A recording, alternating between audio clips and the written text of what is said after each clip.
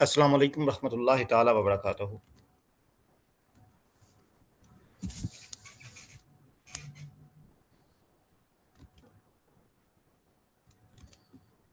वालेकुम अस्सलाम।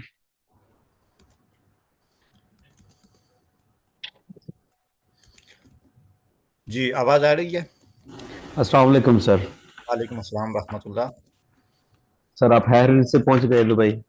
अल्हम्दुलिल्लाह। अल्लाह का शुक्र है सर। सर आप दुबई में हैं या शारजा अजमान वगैरह कहीं पे हैं? नहीं, मैं दुबई में आया था, इंटरनेशनल सिटी। जी सर, अब मेरी क्लास शुरू हो गई है।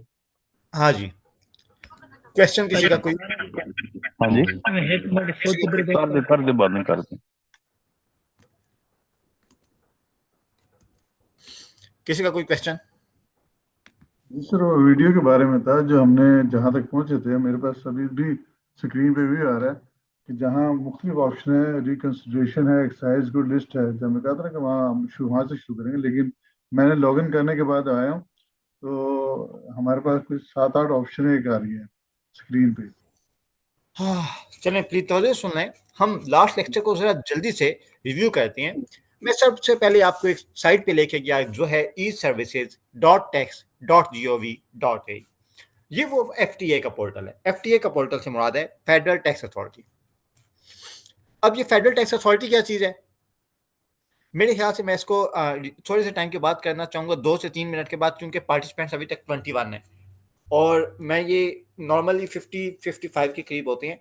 2 मिनट रुक जाते हैं ताकि बाकी पार्टिसिपेंट ज्वाइन कर लें। ठीक है सर, ठीक।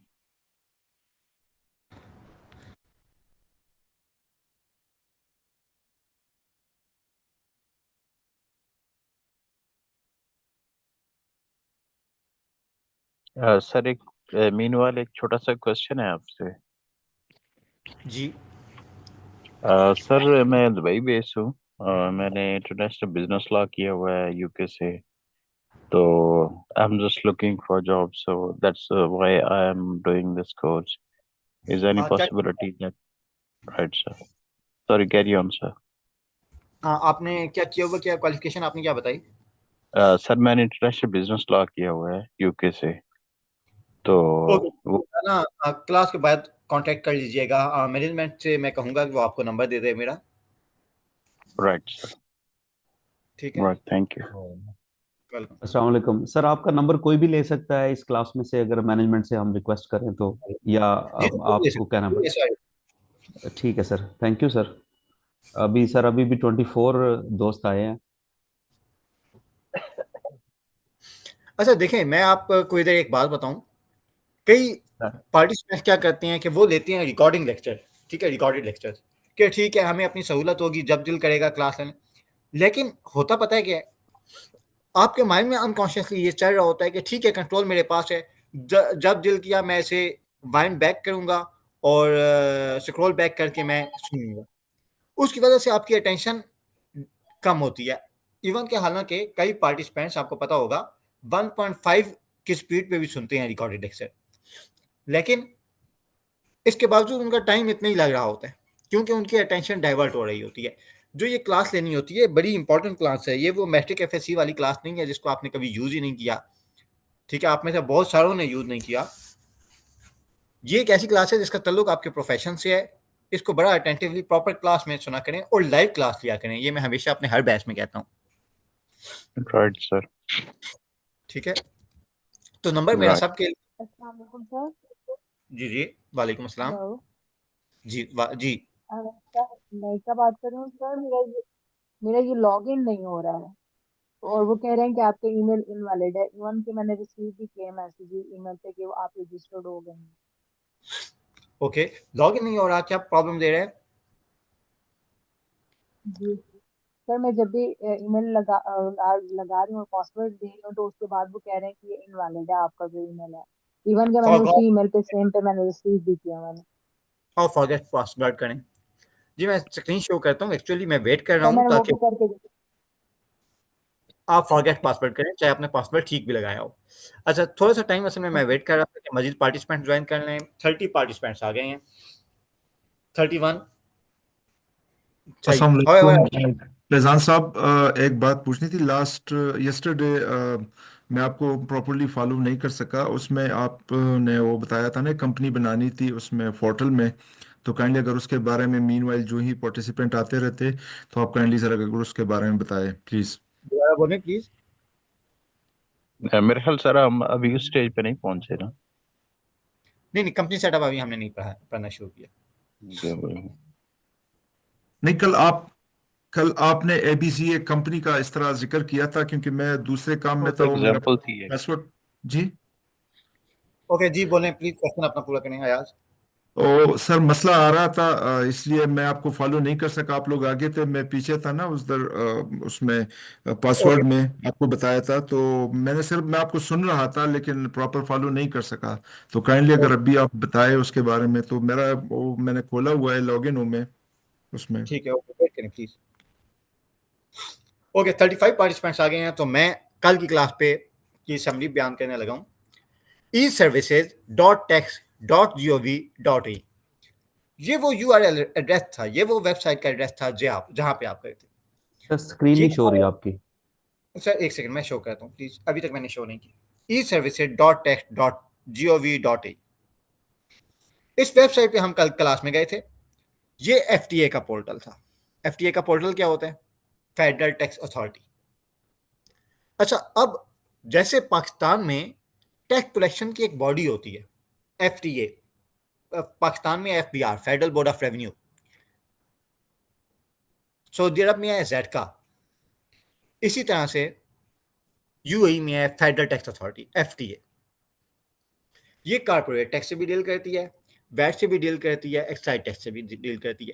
यानी जो मैंने कल की क्लास में आपको एक पोर्टल से इंट्रोड्यूस करवाया था, eservices.tax.gov.in, ये वो पोर्टल है जिस पे जाकर, इस वेबसाइट पे जाके आपने कारपोरेट टैक्स भी फाइल करना होगा, वैट भी, कोई भी अगर आपने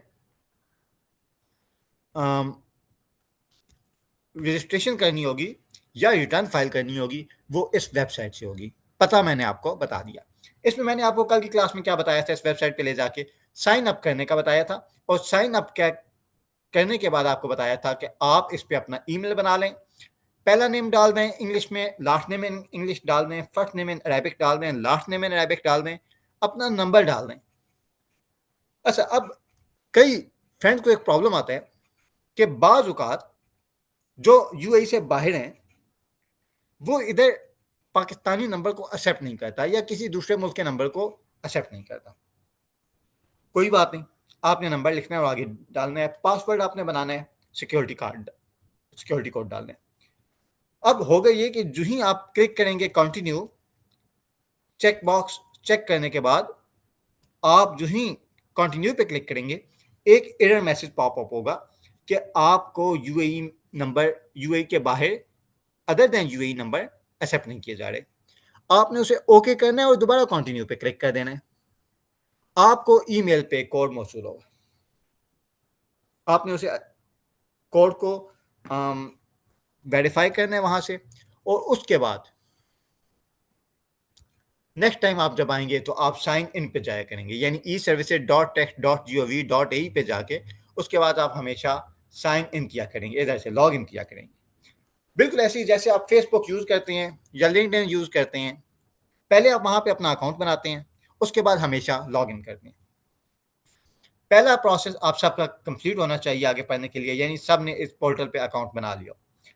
इस पोर्टल पे हम इसको मिस यूज नहीं करेंगे, हम रिटर्न सबमिट नहीं करेंगे, कोई कॉर्पोरेट टैक्स रजिस्ट्रेशन सबमिट नहीं करेंगे। हाँ, अलबत्ता हम इसको नेविगेट जरूर करेंगे, अच्छी तरह से देख लेंगे ताकि आपको पता हो कॉर्पोरेट टैक्स रजिस्ट्रेशन कैसे करनी है, वैट की रजिस्ट्रेशन कैसे करनी है, एक्साइज टैक्स रजिस्ट्रेशन कैसे करनी है, और साथ साथ आप लोग उसकी प्रैक्टिस भी करेंगे। ये आप सब लोगों ने बना लेना था। इसके बाद हम आ जाते हैं सबसे पहले कॉर्पोरेट टैक्स पे। अकाउंट बनाने के बाद, जब हमने अकाउंट बना लिया, हम आ जाते हैं कॉर्पोरेट टैक्स पे। ठीक है, कॉर्पोरेट टैक्स, उसकी वजह ये है कि हमारा जो इस वक्त मेन टॉपिक है, जो हमने शुरू करना है, जहां से हम पहले कॉर्पोरेट टैक्स की रजिस्ट्रेशन की प्रैक्टिस करेंगे, उससे पहले हमें देखते हैं कि किसको कॉर्पोरेट टैक्स के लिए रजिस्टर होना है, कॉर्पोरेट टैक्स है क्या। हम अगर सिर्फ प्रैक्टिकल पे चले जाएंगे, कॉर्पोरेट टैक्स रजिस्ट्रेशन सीख लेंगे, प्रोसेस सीख लेंगे, लेकिन हमें ये नहीं पता होगा बैकग्राउंड लॉजिक क्या है, तो उसका भी फायदा नहीं है। इधर अकाउंट बनाने के बाद मैंने आपको रोक दिया। इससे आगे हम जरा देखेंगे लॉजिक क्या है, उसके बाद हम कॉर्पोरेट टैक्स रजिस्ट्रेशन प्रैक्टिकली करेंगे, तो हम दोबारा इस पोर्टल पे आ जाएंगे। अच्छा, अब सवाल क्या है? सवाल ये, इधर तक पहुंचाने के बाद मैं आपको ले गया था थ्योरी पे, ठीक है, उस लॉजिक पे जहां जो आपको बताती है कि कॉर्पोरेट टैक्स होता क्या है और कॉर्पोरेट टैक्स किस किस पे लगता है। यहां पे मैंने एक कॉन्सेप्ट आपको पढ़ाया था टैक्स रेजिडेंसी का। टैक्स रेजिडेंसी पढ़ाते हुए मैंने आपको बताया था कि टैक्स रेजिडेंसी, सबसे पहले आपने एक फैक्टर को याद रख लेना है, जो भी यूएई का टैक्स रेजिडेंट पर्सन होगा उसने पूरी दुनिया से आने वाली इनकम पर यूएई में टैक्स देनी होगी, जबकि जो भी यूएई का टैक्स नॉन रेजिडेंट पर्सन होगा उसने सिर्फ यूएई सोर्स इनकम पर टैक्स देना होगा। अच्छा, अब सवाल ये पैदा होता है कि ये टैक्स रेजिडेंट और टैक्स नॉन रेजिडेंट है क्या? जुमला तो मैंने आपको रटवा दिया कि ठीक है, जो यूएई का टैक्स रेजिडेंट है उसने वर्ल्ड वाइड इनकम पे टैक्स देनी है, लेकिन जो यूएई का टैक्स नॉन रेजिडेंट है उसने सिर्फ यूएई सोर्स इनकम पे टैक्स देने हैं। इधर हमने डिफाइन किया था यूएई के टैक्स रेजिडेंट को, और मैंने आपको बताया था टैक्स रेजिडेंट होने का ताल्लुक ना नेशनैलिटी से है, ना वीजे से है, ना सिटी से। टैक्स रेजिडेंट का ताल्लुक उन चीज़ों से है जो मैं अभी आपको पढ़ाऊंगा। अच्छा, तवज्जो से एक पॉइंट सुनिएगा। जो कॉर्पोरेट टैक्स है, ये होता क्या है? कॉर्पोरेट टैक्स किसे कहते हैं? आपने पाकिस्तान में जो दोस्त हैं उन्होंने कुछ तरह के टैक्सेस ऑलरेडी सुने होंगे, देखे होंगे। मिसाल के तौर पे आप पत्ती का डब्बा लेने जाते हैं, आप पत्ती का डब्बा उठा के देखते हैं, ऊपर लिखा होता है 100 रुपए की पत्ती 100 प्लस 18% सेल टैक्स। ये क्या है? ये सेल टैक्स है। अच्छा, आपकी सैलरी आई, उसमें से उन्होंने कुछ टैक्स डिडक्ट कर लिया, ठीक है। एक तो पाकिस्तान में आपने सेल टैक्स सुना होगा, ठीक है। पत्ती के डब्बे के ऊपर आप कार्ड डलवाते हैं मोबाइल में, तो 100 रुपए के पीछे कोई 70 आया करते थे, राइट। ये था सेल टैक्स। एक होता है इनकम टैक्स। आप सैलरी आपकी भाई साहब रखवाते हैं 1 लाख रुपए, मिलती आपको 80,000 है, बाकी पैसे डिडक्ट हो गए। एक होता है कॉर्पोरेट टैक्स। अच्छा, ये पाकिस्तान में इस तरह से कॉर्पोरेट टैक्स आपने नाम नहीं सुना होगा। यूएई में जो टर्म इस्तेमाल हुई है कॉर्पोरेट टैक्स, इधर हम देखने लगे हैं कि यूएई में किस तरह की टैक्सेस की किस्में हैं, यूएई में किस तरह के टैक्सेस हैं। एक सबसे पहले जिस टैक्स का जिक्र करेंगे वो है कॉर्पोरेट टैक्स। कॉर्पोरेट टैक्स से क्या मुराद है? अगर इधर डिफाइन करूं तो taxes on business income. UAE में कॉर्पोरेट टैक्स है टैक्सेस ऑन बिजनेस इनकम, जबकि इसके अलावा एक टैक्स है वैल्यू एडेड टैक्स। इसकी मुमासलत पाकिस्तान में सेल टैक्स पे है। ये वो टैक्स है जो गुड्स एंड सर्विसेज पे होता है या कंजम्पशन पे होता है, और इसकी वैल्यू आपकी चीज़ों की प्राइस में शामिल कर दी जाती है। लाइक आपने पाकिस्तान में पत्ती का डब्बा लिया, 100 रुपए का पत्ती का डब्बा था, लेकिन 100 प्लस 18 रुपए आपको एडिशनल देने पड़ गए, कीमत हो गई 118 रुपए। एक होता है इनकम टैक्स, जो आप बिजनेस मैन कमाता है, वो अपनी रिटर्न फाइल करता है। रिटर्न को उर्दू में कहते हैं गोशवारा। अपना इनकम टैक्स का गोशवारा जमा करवाया, साथ आपने बताया मेरा इतना टैक्स बनता है, और अपना टैक्स जमा करवा दिया। ये वो टैक्स है जो आप साल के आखिर में या क्वार्टर के आखिर में जाकर डिपॉजिट करवा रहे हैं। अच्छा, ये value added tax sale tax से मिलती जुलती चीज़ है। हम अभी कॉर्पोरेट टैक्स से स्टार्ट कर रहे हैं, आगे हम इंशाल्लाह ताला वैल्यू एडेड टैक्स को भी बड़ी तफसील से पढ़ेंगे। इसके अलावा एक चीज़ एक्साइज टैक्स। एक्साइज टैक्स का पर्पज़ क्या होता है? ये होता है जो चीज़ें अनहेल्दी हैं या सेल हेल्थ के लिए डिजास्टर है, लाइक टोबैको प्रोडक्ट्स हो गए, इसमें सिगरेट्स आ गए, इसमें शीशा आ गया, सॉफ्ट ड्रिंक्स आ गए। इस तरह की जो प्रोडक्ट्स होती हैं, अनहेल्दी ड्रिंक्स, अनहेल्दी प्रोडक्ट्स, उन पे एक्साइज टैक्स लगाया जाता है, और ये 100%, 50% इस तरह से लगाया जाता है। ये 3 तरह के टैक्स हैं यूएई में। अच्छा, अब सवाल क्या है? सवाल ये है कि आप कहेंगे कि ये जो कॉर्पोरेट टैक्स है यूएई में और पाकिस्तान में इनकम टैक्स है। अब इनकम से क्या मुराद है? आमदन, जो टैक्स आमदन पे दिया जाए। तो इन दोनों में फ़र्क क्या है? जो कॉर्पोरेट टैक्स है वो भी तो बिजनेस की इनकम पे आ रहा है, जबकि इनकम टैक्स भी एक इनकम पे टैक्स है, आमदन पे टैक्स है। अब देखें, इनकम मुख्तलिफ तरह की हो सकती है। मिसाल के तौर पे सैलरी, सैलरी आपकी इनकम है। जो इनकम टैक्स है वो इस पे लगेगा, लेकिन कॉर्पोरेट टैक्स इस पे नहीं लगेगा। आपकी कोई पर्सनल इनकम है, कहीं आपने अपने सेविंग अकाउंट में पैसे रखवा दिए, फिक्स डिपॉजिट करवा दिया, आपने पैसे लिए, आप पे इनकम टैक्स लगेगा क्योंकि वो आमदन है। लेकिन आप बिजनेस नहीं कर रहे, लिहाजा कॉर्पोरेट टैक्स उस पर नहीं लगेगा। इनकम टैक्स और कॉर्पोरेट टैक्स में एक फ़र्क जो बड़ा ज़रूरी है समझना, वो ये कि कॉर्पोरेट टैक्स बिजनेस से आने वाली इनकम पे लगता है, बाकी ज़राए से आने वाली इनकम पे नहीं लगता। लेकिन जब हम इस तरह इस्तेमाल करते हैं इनकम टैक्स, वो हर तरह की इनकम पे लग जाता है। तो यूएई में इनकम टैक्स नहीं है बल्कि कॉर्पोरेट टैक्स है, यानी सिर्फ उस इनकम पे टैक्स लगेगा जो बिजनेस से हासिल होगी। अच्छा, अब सवाल क्या है? सवाल ये पैदा होता है कि बिजनेस क्या है, बिजनेस को डिफाइन कौन करेगा, बिजनेस कहाँ किसे जाता है। ठीक है, इसको समझने के लिए कॉर्पोरेट टैक्स की हम डिटेल पढ़ेंगे, और जब हम पढ़ेंगे नेचुरल पर्सन तब आप इस बात को बड़ी अच्छी तरह से समझ सकेंगे। अच्छा, अब मैंने आपको बताया कि जो टैक्स रेजिडेंट होगा, जो यूएई का टैक्स रेजिडेंट होगा, वो सारी दुनिया से आने वाली इनकम पर कहाँ पे टैक्स देगा? यूएई में। जो भी टैक्स रेजिडेंट होगा वो पूरी दुनिया से आने वाली इनकम पर यूएई में टैक्स देगा। लेकिन जो यूएई का टैक्स नॉन रेजिडेंट होगा वो सिर्फ और सिर्फ यूएई से आने वाली इनकम पे, यूएई सोर्स इनकम पे टैक्स देगा। लेकिन कौन सी इनकम? Business income. सैलरी से आने वाली इनकम की बात नहीं हो रही यहां पे। सही पॉइंट समझ गए? क्या ओके, सर दोबारा रिपीट कीजिएगा प्लीज। सर इसमें कौन सा पॉइंट मसूद रिपीट करूं? ये सर दो तीन चीजें हैं, क्योंकि वो सुनते हुए थोड़ी सी टेंशन जो है ना वो फोकस नहीं रख सका, तो काइंडली अगर रिक्वेस्ट है आपसे तो। मैं ये कहता हूं, टैक्स रेजिडेंट पर्सन पूरी दुनिया से आने वाली इनकम पे टैक्स देगा यूएई में, लेकिन यूएई का टैक्स नॉन रेजिडेंट सिर्फ यूएई सोर्स इनकम पर टैक्स देगा। लेकिन राइट। यहाँ कहता हूँ पूरी दुनिया से आने वाली इनकम, तो उससे मुराद सिर्फ बिजनेस इनकम, सैलरी इनकम नहीं है। ठीक है, अच्छा, उसकी वजह यह है कि बता चुका हूँ यूएई में कॉर्पोरेट टैक्स है लेकिन इनकम टैक्स नहीं है। दोबारा आ जाते हैं इस चार्ट पे जो मैं आपको कल सर पढ़ा चुका हूँ।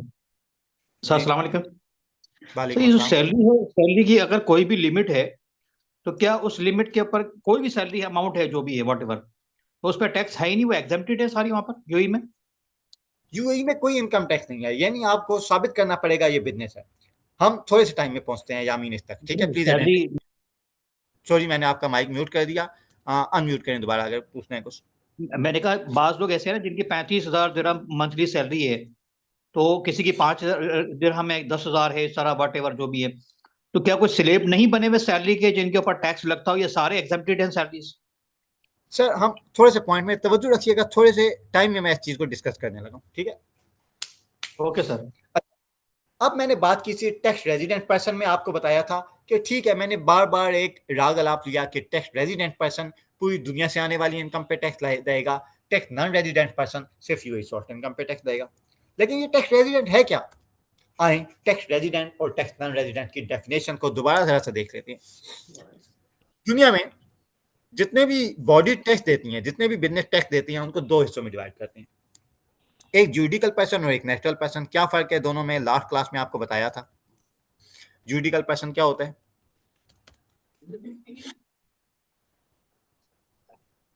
सर ये sir LLC judicial person, juridical, जी जी, और नेचुरल सर जुडिकल पर्सन होता है। जी, गुलाम मुर्तजा खान। जी सर, जुडिकल पर्सन वो होता है, फॉर एग्जांपल कोई कंपनी ओपन हुई है यूएई में, एलएलसी कंपनी, वो जो है जुडिकल पर्सन कहलाएगी। अदरवाइज जो नेचुरल पर्सन है, फॉर एग्जांपल कोई, लेकिन उसकी जो हायरिंग बॉडी है, जो डिसीजन मेकिंग हो रही है या कोई भी उसके डिसीजन हो रहे हैं वो यूएई में हो रहे हैं, वो नेचुरल पर्सन होगा। और जुडिकल पर्सन भी टैक्स देगा और नेचुरल पर्सन भी। एक मिनट, मैं जरा तसल्ली से पहले आपको एक मरतबा फिर जुडिकल पर्सन के कॉन्ट्रैक्ट का जो कॉन्सेप्ट है वो शायद आपको थोड़ा सा क्लियर नहीं है, और मेरी दरख्वास्त है इधर उन दोस्तों से जिनको ये कॉन्सेप्ट बड़ी अच्छी तरह से पता है, जो बड़ी एडवांस लेवल पे हैं, उनसे मैं कहूँगा पहले लेक्चर में इस चीज़ जान को साहब, बर्दाश्त ये ताकि जो ये जुडिशल पर्सन जो है ना, जी ये वही कंपनीज है जो यूएई में रजिस्टर्ड होते हैं। और बाकी जो है ना, नेचुरली इसकी मतलब कंपनी बाहर मुल्क में रजिस्टर्ड है, लेकिन इसकी जो मैनेजमेंट है, जो मेन डिसीजंस होते हैं, वो वहीं से होते एक हैं, मिनट दुबई से फयाज, होते हैं। फयाज, मुझे टाइम नहीं, बस लास्ट में फैसल शहजाद को बोलने का मौका दूंगा, उसके बाद मैं बताता हूँ, ठीक है? जी फैसल। जी सर, मैं यही डेफिनेशन बताना चाह रहा था। बेसिकली जो कंपनी यूएई बेस्ड है वो बेसिकली जुरिडिकल पर्सन में आएगी, और जो कंपनी पाकिस्तान में है, इंडिया में है, या किसी भी कंट्री में है, लेकिन उसकी कंट्रोल और मैनेजमेंट अगर यूएई से हो रहे हैं तो वो भी जुरिडिकल पर्सन में ही आएगी। अच्छा, ये प्लीज तवज्जो से सुनिएगा, आप में मैं टैक्स रेजिडेंट का कॉन्सेप्ट पढ़ा रहा हूँ, वो एक सेपरेट चीज है। पहले हमने जुरिडिकल पर्सन और नेचुरल पर्सन को समझना है। मैं आपको टैक्स रेजिडेंट पर्सन की डेफिनेशन समझाने लगा हूँ, लेकिन उसको समझाने के लिए पहले मुझे जुरिडिकल पर्सन और नेचुरल पर्सन बताने लगा। जुरिडिकल पर्सन क्या होता है? मैंने कल आपको एक एग्जांपल दी थी। एक थे मिस्टर ए, ठीक है, उसके पास बहुत पैसा था, बल्कि मिस्टर ए क्या, मेरा फर्ज करें, बल्कि किसी भाई का, फैसल शहजाद साहब का जिक्र कर लेते हैं, ये बिलियनर हैं, ठीक है। फैसल शहजाद साहब के पास अरबों दरम मौजूद हैं। ये अगर इन्होंने किसी के पैसे बैंक से लोन ले लेते हैं और उन्होंने पैसे देने हैं, बैंक क्या करेगा, इनके बैंक अकाउंट तक को अगर उसमें पैसे पड़े हुए हैं तो ये इनकी रिस्पॉन्सिबिलिटी है। बैंक इस बात का मजाज है कि ये अपने पर्सनल बैंक अकाउंट से पैसे निकाल के उसे दें, ठीक है। ये लोन किसके नाम पे है? फैसल शहजाद साहब के नाम पे। अच्छा, अब सवाल क्या है? सवाल, फैसल साहब ने एक कंपनी खोल ली, एबीसी प्राइवेट लिमिटेड।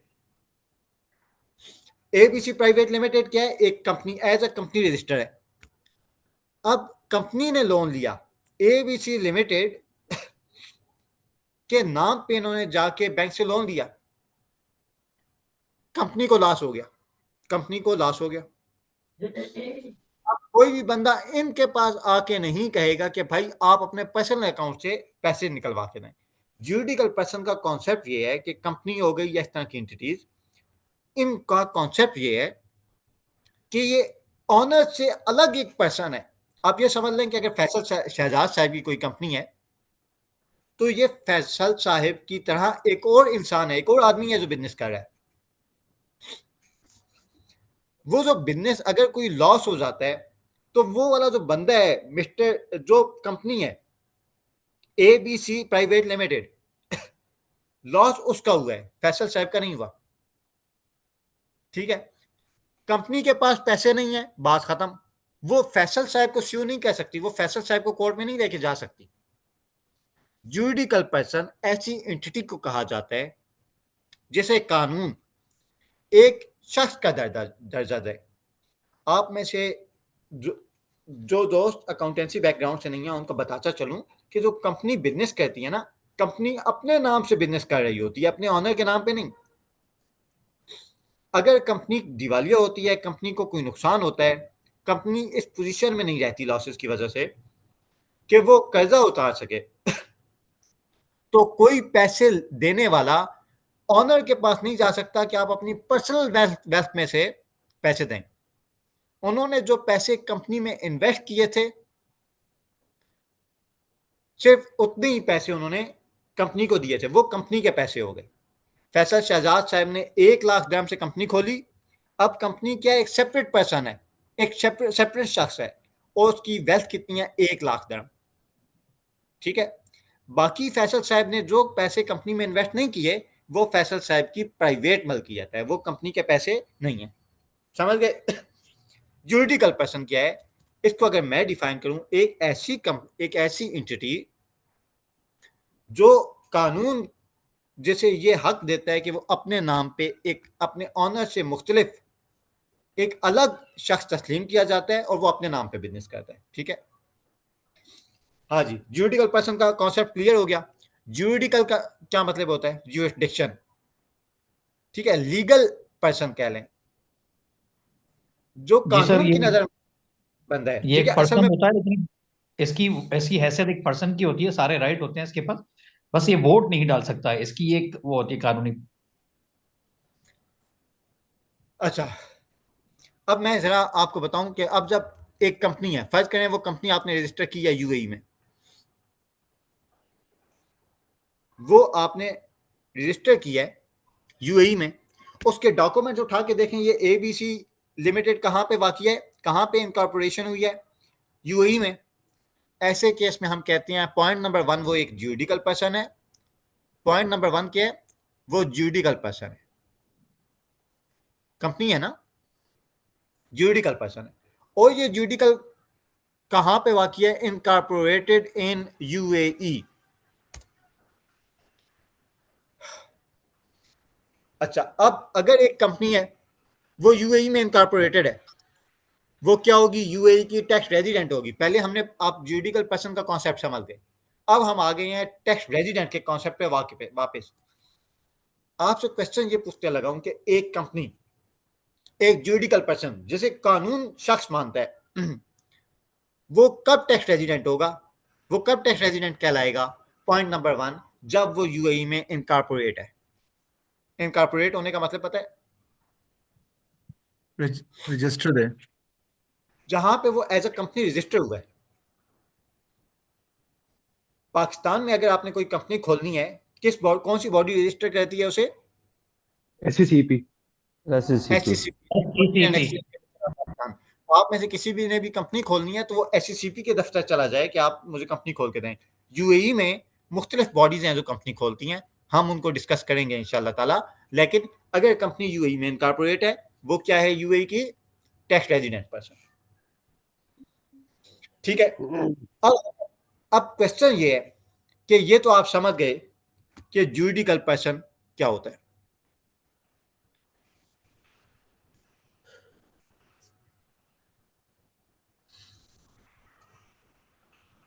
अच्छा, एक छोटा सा क्वेश्चन है, ये इन्होंने पूछा है इन चैट कि अगर मैंने एबीसी एलएलसी के 2 लाख दिरहम देने हैं और कंपनी बंद हो जाती है।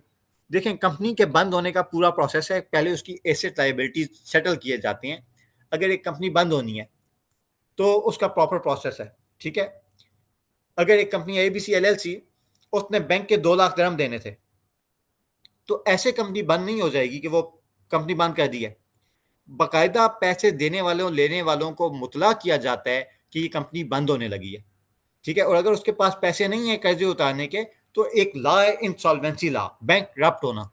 आप कोर्ट में जाते हैं, आप कहते हैं कि भाई ये मैं कंपनी था एबीसी एलएलसी, कंपनी के पास पैसे नहीं है, लॉस हो गया, मेरा क्या कसूर है? अब loss part of business, loss हो गया। आप कोर्ट को कहते हैं कि मुझे बैंक रप्ट डिक्लेयर किया जाए, इस कंपनी को बैंक रप्ट डिक्लेयर किया जाए। जब भी एक कंपनी बैंक रप्ट हो जाती है, इंसॉल्वेंट हो जाती है, तो उसकी तमाम लायबिलिटीज, उसका जो मालूम मता होता है, वो उसके क्रेडिटर्स में बांट दिया जाता है। इस केस में एबीसी एलएलसी अगर कोर्ट में जाए कि भाई मुझे लॉस हो गया है, नॉर्मल बिजनेस प्रोसेस था, मैंने कोई फ्रॉड नहीं किया, तो क्या करेगी कोर्ट? उसके सारे असासे बेच के पैसे क्रेडिटर्स को दे देगी, बैंक को दे देगी, और कंपनी बंद हो जाएगी, चाहे जितने भी बनते हैं। ठीक है, चाहे 1-2 लाख की जगह 50,000 है उनके पास, वो दे के उसको खत्म कर दिया जाएगा। ठीक है, अच्छा, अब सवाल ये पैदा होता है कि आप कहते हैं कि जी ये तो हमें समझ गया कि एबीसी एलएलसी जो है ये एक ज्यूरिडिकल पर्सन है, एबीसी एलएलसी कंपनी है, एबीसी लिमिटेड लायबिलिटी कंपनी है। लेकिन सवाल ये पैदा होता है, ये कैसे पता चलेगा कि ये टैक्स रेजिडेंट है या नहीं? तो अब पहला क्वेश्चन होगा कि क्या ये यूएई में इनकॉर्पोरेटेड है? अगर वो यूएई में इनकॉर्पोरेटेड है तो क्या है? यूएई की टैक्स रेजिडेंट। ठीक है, पहली कंडीशन मीट हो गई, वो टैक्स रेजिडेंट है। अच्छा, अब सवाल क्या है? सवाल यह है कि अगर टैक्स रेजिडेंट नहीं है तो एक और ऑप्शन मौजूद है। जो कंपनी का फैसला साज जहन है, जो फैसले कंपनी का करता धरता फैसले करने वाले जहन है, कंपनी जाहिर बात है, कानून तो कहता है वो एक सेपरेट पर्सन है, लेकिन कंपनी सोच नहीं सकती, कंपनी समझ नहीं सकती, कंपनी फैसला नहीं कर सकती। कंपनी के ऊपर कुछ लोग होते हैं, मैनेजमेंट होती है जो उसके फैसले कर रहे होते हैं। अगर कंपनी यूएई में इनकॉर्पोरेट है, यूएई में रजिस्टर है, पहली कंडीशन मीट हो गई तो हमने आगे देखना ही नहीं है, वो विदाउट सेकंड क्वेश्चन यूएई की टैक्स रेजिडेंट है। लेकिन अगर वो उसके जो मैनेजमेंट है तो वो पाकिस्तान में रजिस्टर्ड, अगर उसकी कंट्रोल एंड मैनेजमेंट, अगर उसके फैसला करने वाले यूएई में बैठे हुए हैं, वो तब भी यूएई के टैक्स रेजिडेंट है। ठीक है, तो आपके पास दो चीजें चेक करनी है। पहला, क्या वो यूएई में इनकॉर्पोरेटेड है? यस, टैक्स रेजिडेंट है। इफ नो, फिर आपने सेकंड चीज देखनी है, क्या उसका कंट्रोल एंड मैनेजमेंट यूएई में है? इफ यस, वो दोबारा टैक्स रेजिडेंट हो गई। अगर दोनों कंडीशन नहीं है, कंपनी पाकिस्तान में है, कंट्रोल एंड मैनेजमेंट भी पाकिस्तान में है, वो यूएई की टैक्स रेजिडेंट नहीं है। ठीक है, ज्यूरिडिकल पर्सन आप समझ गए कि कंपनी को कैसे चेक करेंगे कि ये यूएई की टैक्स रेजिडेंट है या नहीं। ठीक है, एनी क्वेश्चन यहां तक? सर क्लियर है बिल्कुल। ये वाली चीज मैं आपको लास्ट क्लास में पढ़ा चुका हूं, लेकिन मैंने कुछ एक दो क्वेश्चन किए तो मुझे ये लगा कि शायद कल की क्लास में कुछ चीजें, कुछ बच्चों के कॉन्सेप्ट क्लियर नहीं हुए। ओके, अच्छा, अब आप कहें कि ज्यूडिकल पर्सन तो हम समझ गए, लेकिन नेचुरल पर्सन जो अल्लाह ने जिसे इंसान बनाया है, सही, उसका क्या होगा? अच्छा, नेचुरल पर्सन, इधर प्लीज तवज्जो से एक बात सुनिएगा सब, जो तमाम 54 पार्टिसिपेंट्स हैं। पाकिस्तान में मैंने अक्सर देखा है, लोग अपने घर के बाहर बोर्ड लगाते हैं, सस्ता बाजार, काम शुरू कर देते हैं। यूएई में ऐसा नहीं है। यूएई में चाहे आपने कंपनी, आपने अगर बिजनेस करना है ना, आपने उसके लिए कोई ना कोई रजिस्ट्रेशन करवानी है। ठीक है, यहाँ पे एक डॉक्यूमेंट होता है, जब भी आप अपने बिजनेस की रजिस्ट्रेशन करवाते हैं तो उसके मुख्तलिफ तरीके होते हैं। मिसाल के तौर पे, या तो आप कंपनी रजिस्टर करवा लेते हैं, कंपनी के केस में एक सेपरेट लीगल एंटिटी बन जाती है, जो आपको पढ़ा चुका हूँ। या आप अपने नाम पे बिजनेस करते हैं, अपने नाम पर बिजनेस करते हैं, अपनी पर्सनल कैपेसिटी में बिजनेस करते हैं। ऐसे में आप किसी लेन देन के पर्सनली रिस्पॉन्सिबल होते हैं। उसको आप कहते हैं सोल प्रोप्राइटरशिप, सोल एस्टेब्लिशमेंट कह लें। एक बंदा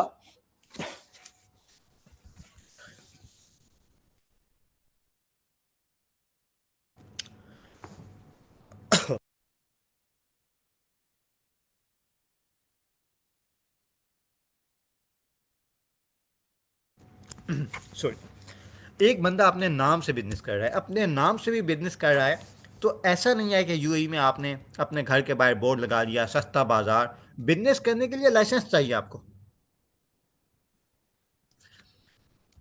और अगर अकेला बंदा अपने नाम से बिजनेस करेगा तो वो कौन सा लाइसेंस लेगा? सोल एस्टेब्लिशमेंट, उसके ऊपर लिखा होता है सोल एस्टेब्लिशमेंट। ट्रेड लाइसेंस आपने देखा हुआ है? नहीं सर, नहीं देखा हुआ। जी देखा हुआ है ओके, सर। मैं आपको जरा एक ट्रेड लाइसेंस भी दिखा दूं, क्योंकि बहुत सारे पार्टिसिपेंट,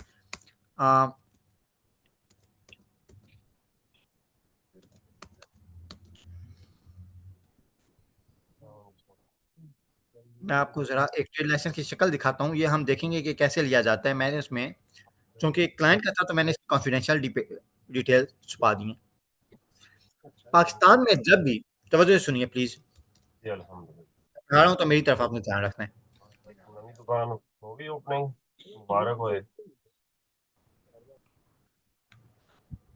अपने क्वेश्चन करने के बाद माइक ऑफ कर दिया करें, और जब मैं पढ़ा रहा हूं ना, तब आपने मुझे सुनना है और किसी की बातें नहीं सुननी। ये आपको सामने नजर आ रहा है डॉक्यूमेंट। जब पाकिस्तान में आप कंपनी रजिस्टर करवाते हैं ना, SCCP, securities and exchange commission of Pakistan के पास, आखिर में वो आपको एक डॉक्यूमेंट देते हैं जिसके ऊपर लिखा होता है सर्टिफिकेट ऑफ इनकॉर्पोरेशन। यूएई में आपको एक डॉक्यूमेंट देते हैं जिसके ऊपर लिखा होता है ट्रेड लाइसेंस। ये आपको स्क्रीन पे नजर आ रहा है, ये एक ट्रेड लाइसेंस की फॉर्म है, कमर्शियल लाइसेंस। अच्छा, अब सवाल है मेरा आप सब लोगों से, इसमें इसकी लीगल टाइप क्या मेंशन है?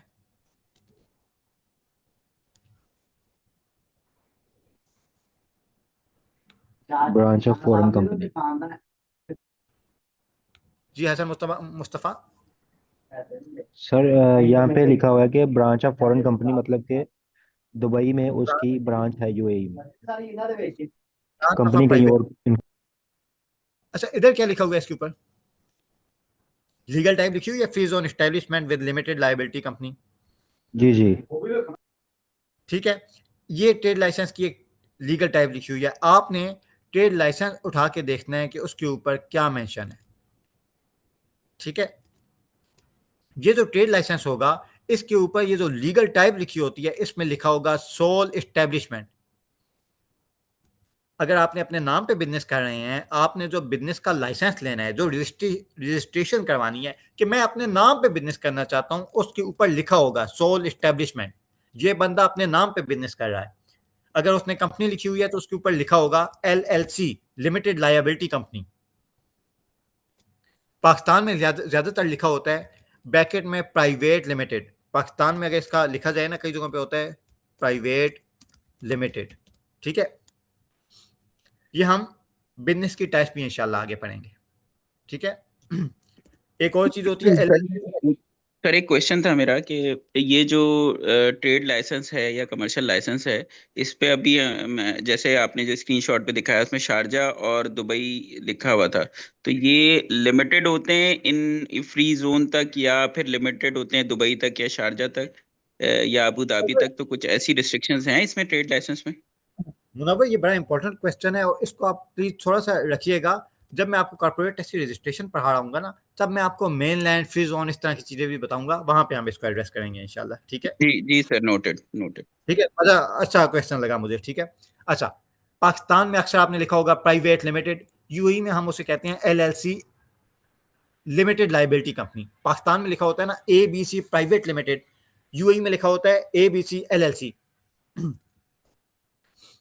LLC SO पाकिस्तान में लिखा होता है SMC प्राइवेट लिमिटेड। ठीक है, एक बंदा, यानी है ये भी कंपनी, लेकिन कंपनी का ऑनर एक है। यूएई में क्या लिखा होगा? LLC SO। बात समझ रहे हैं? अच्छा, अगर अपने नाम पे, ये तो सी कंपनी के टाइप ऊपर वाली दोनों, ठीक है, लेकिन अगर अपने नाम पे बिजनेस कर रहा होगा एक बंदा, उसे हम क्या कहेंगे? Sole establishment. ठीक है, अच्छा, इसी तरह से जरूरी नहीं है कि एक से ज्यादा बंदे, एक ही बंदा अपने नाम पे बिजनेस करे। एक से ज्यादा बंदे भी, 2 या 3 बंदे मिलके पार्टनरशिप भी कर सकते हैं।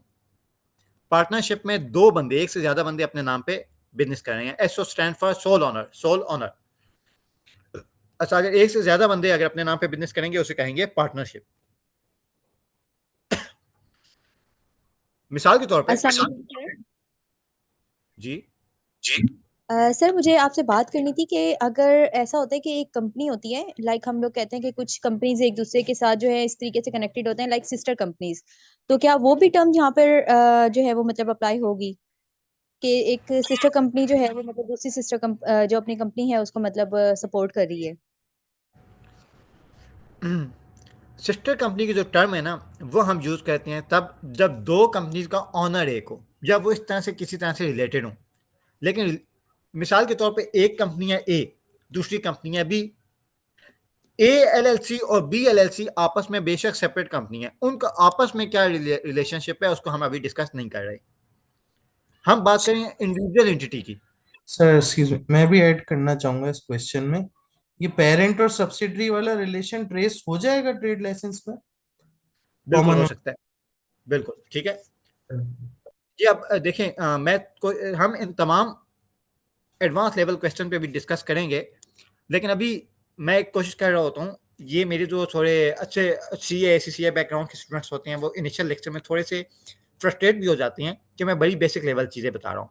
लेकिन देखें, जब हम होते हैं ना क्लास में, लाइक अगर कोई बंदा 8th क्लास में है तो टीचर उधर ABC नहीं पढ़ाता, क्योंकि उसे पता होता है जो भी क्लास 8 में है वो सब ये तमाम चीज़ें पढ़ के आए हैं। लेकिन इधर जो सब है ना, मैं सब एक लेवल पे नहीं है, तो मैंने थोड़ा सबको साथ ले जाने की कोशिश कर रहा हूँ, ठीक है। अच्छा, पार्टनरशिप, जब भी एक से ज़्यादा बंदे अपने नाम पे बिजनेस करेंगे तो वो पार्टनरशिप है।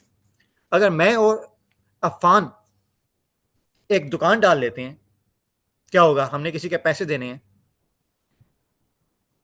अगर मैं बैठा हुआ हूँ दुकानदार पे ना, दुकान पे, तो आ जाएंगे भाई साहब आप मेरे मेरे पैसे दें। वो ये नहीं कहेगा कि नहीं वो तो अमार आएगा तो वो देगा, पहले वो मुझे पकड़ेगा फिर उनको पकड़ेगा, लेकिन पैसे वो अपने लेगा, ठीक है। लेकिन कंपनी के केस में ऐसे नहीं है। कंपनी इसमें लायबल है, ऑनर का कोई ताल्लुक नहीं है। एक ऑनर चला गया, कंपनी बिक गई, अब नए ऑनर की रिस्पॉन्सिबिलिटी है। अच्छा, ये तमाम चीज़ें आप समझ गए कि बाज़ औक़ात अपने नाम से भी बिज़नेस किया जाता है। ज़रूरी नहीं है कि आप सेपरेट लीगल एंटिटी रजिस्टर करवा के करें। जब भी आप अपने नाम पे बिज़नेस रजिस्टर करवाते हैं, ठीक है, अपने नाम पे बिज़नेस करते हैं, तो वो नेचुरल पर्सन होता है। और ठीक है, आप अपनी ज़ात में बिज़नेस कर रहे होते हैं और उसकी डिफरेंट टाइप्स होती हैं। सोल एस्टेब्लिशमेंट, आपके ट्रेड लाइसेंस पे सोल एस्टेब्लिशमेंट लिखा हो सकता है, पार्टनरशिप लिखा हो सकता है, ठीक है। अच्छा, अब नेचुरल पर्सन कब टैक्स रेजिडेंट होगा? जब पॉइंट नंबर 1 वो यूएई में बिजनेस कर रहा है और उसका रेवेन्यू, उसकी टोटल सेल्स कितने से ज्यादा हूं, कल की क्लास में पढ़ाया था 1 मिलियन से। मिलियन दिरहम सर। Good, 1 million. अच्छा, अब एक क्वेश्चन पैदा हुआ, तवज्जो से सुनिएगा। अगर यूएई का दावा है कि हमारे मुल्क में कोई इनकम टैक्स नहीं है, हमारे मुल्क में क्या है?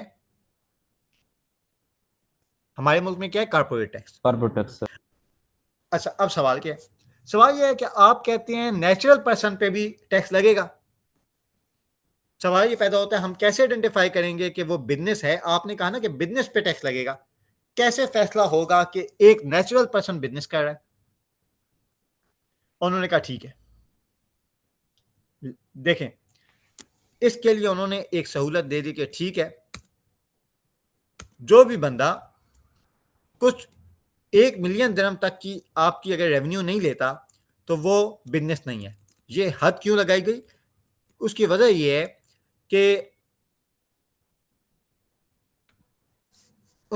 है कि जब भी कोई बंदा नेचुरल पर्सन होता है ना, तो वो साइड इनकम के तौर पे एक्टिविटीज करता रहता है और बाज़ औक़ात उससे अनइंटेंशनल तरीके से भी इनकम आ जाती है। मिसाल के तौर पे मैं एक बंदा हूं जो यूएई में जॉब कर रहा हूं, मेरे पास कुछ पैसे बचे, मैंने प्राइस बॉन्ड ले लिए, प्राइस बॉन्ड निकल आए, क्या मुझ पे टैक्स लगेगा? यूएई की गवर्नमेंट ने अपने इस दावे को सपोर्ट किया हमेशा कि यस, हमारे मुल्क में कोई इनकम टैक्स नहीं है। इन्होंने कहा ठीक है, कुछ चीज़ें ऐसी हैं बिजनेस को डिफाइन करते हैं। कैसे पता चलेगा कि एक बंदा बिजनेस कर रहा है या नहीं? बिजनेस को डिफाइन करते हैं। कुछ चीज़ें ऐसी हैं जिसमें बड़ा क्लियर पता चलता है कि they are not business.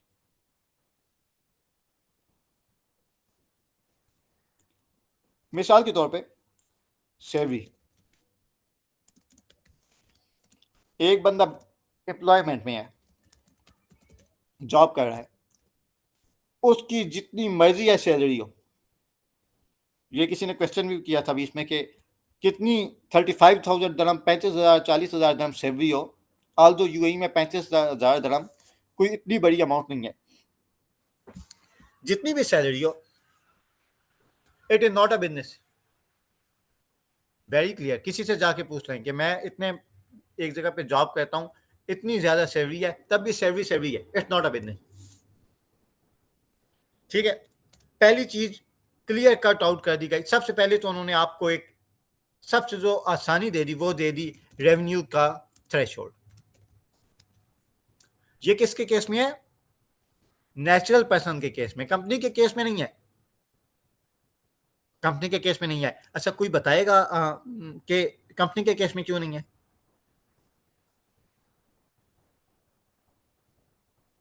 Sir इसलिए कि कंपनी तो है ही बिजनेस के लिए ना, वो जब इनकॉर्पोरेट हो रही है तो वो इस यही मेंशन कर रही है कि मैंने बिजनेस करना है, इसलिए सर उसमें थ्रेशोल्ड नहीं रखा गया। अगर मैं कहूँ ना कि मैं बिजनेस नहीं कर रहा था, मैं तो जॉब कर रहा था, साइड इनकम आ गई, तो कोई मेरा बिजनेस नहीं है तो समझ आती है। लेकिन कंपनी का तो पर्पज ही बिजनेस है। चाहे कंपनी ने एक थैला नहीं कमाया, चाहे कंपनी बंद पड़ी हुई है, कंपनी ने कॉर्पोरेट टैक्स की रजिस्ट्रेशन करवानी है। कंपनी पे कॉर्पोरेट टैक्स लगता है, जुडिकल पर्सन पे कॉर्पोरेट टैक्स लगता है। ठीक है, यही वजह है कि मैंने अगेन बोला कि इट्स समथिंग वेरी लुक्रेटिव कि पहली दफा कॉर्पोरेट टैक्स आया है, कितनी बड़ी मार्केट में एकदम कॉर्पोरेट टैक्स की रजिस्ट्रेशन करवानी है। पाकिस्तान तो है नहीं कि इनकम टैक्स के गोशवारे इनकम टैक्स की रिटर्न फाइल करनी थी, नहीं की कोई बात नहीं। तो जब लाखों कंपनीज को एट अ टाइम कहा जाए कि आपने फलां डेट तक कॉर्पोरेट टैक्स की रजिस्ट्रेशन करवानी है, रिटर्न फाइल करनी है, तो इसका मैसिव स्कोप। ठीक है। अच्छा, नेचुरल पर्सन के लिए सबसे पहले सहूलत दी, 1 मिलियन का टर्नओवर रख दिया। चाहिए आपको बिजनेस ही से आ रहा हो, उन्होंने कहा भाई आपको मिनिमम 1 मिलियन दिरहम तो आएगा तो हम कहेंगे आप बिजनेस कर रहे हैं। इससे नीचे चाहे आप बाकी दुनिया के लिए बिजनेस कर ही रहे हो, हमारे लिए बिजनेस नहीं कर रहे। आप गाड़ी लेते हैं, बेच देते हैं, फिर गाड़ी लेते हैं, बेच देते हैं। आपने चाहे सोल प्रोप्राइटरशिप का लाइसेंस भी लिया हुआ है, लेकिन आप जब तक 1 मिलियन को टच नहीं करते ना, हम आपके बिजनेस को proper business for tax purpose नहीं मानते। ठीक है। पहली चीज तो उन्होंने 1 मिलियन दिरहम का थ्रेशोल्ड रख दिया। उसके बाद तवज्जो से सुनिएगा, उन्होंने 1 मिलियन दिरहम के थ्रेशोल्ड में से भी कुछ चीजें निकाल दी हैं एक्सप्लिसिटली कि ये बिजनेस में नहीं आती। पहली है सेवरी। सेवरी चाहे 10 मिलियन भी हो गई है, 20 मिलियन भी हो गई है, it's not a business. Second कौन सी चीज निकाल दी है? Sir investments personal in investment. Property sir, real estate. Rental income. Sir investment in gold. Return on personal investment. Bank bonds वगैरह।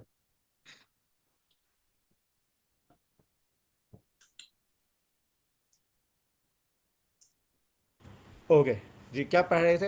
अच्छा, saving and wages, real estate investment, क्या logic है इसके पीछे? सर इसके पीछे लॉजिक ये है कि ज्यादा से ज्यादा जो इन्वेस्टमेंट है वो यूएई दुबई में आए, ये सबसे बड़ी लॉजिक है।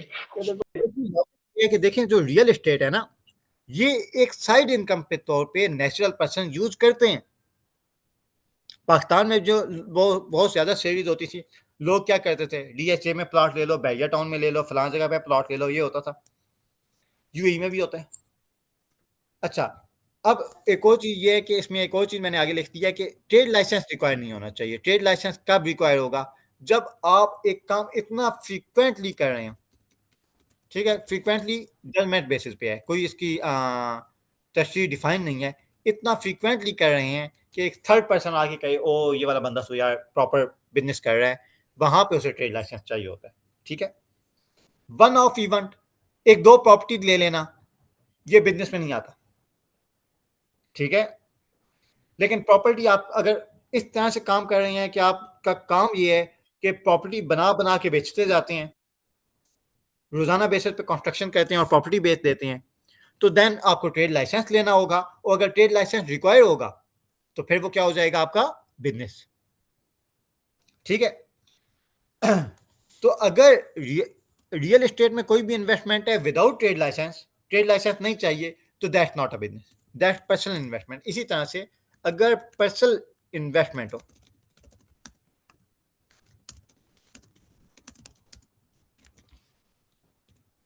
तो again this is not a business.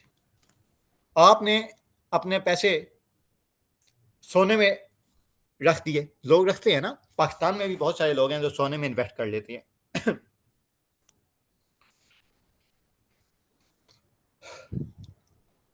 तो सेविंग के लिए सोना रखते हैं, गोल्ड लेते हैं, कुछ लोग अपने फिक्स डिपॉजिट, कुछ लोग प्राइस बॉन्ड रखते हैं, कुछ लोग शेयर ले लेते हैं।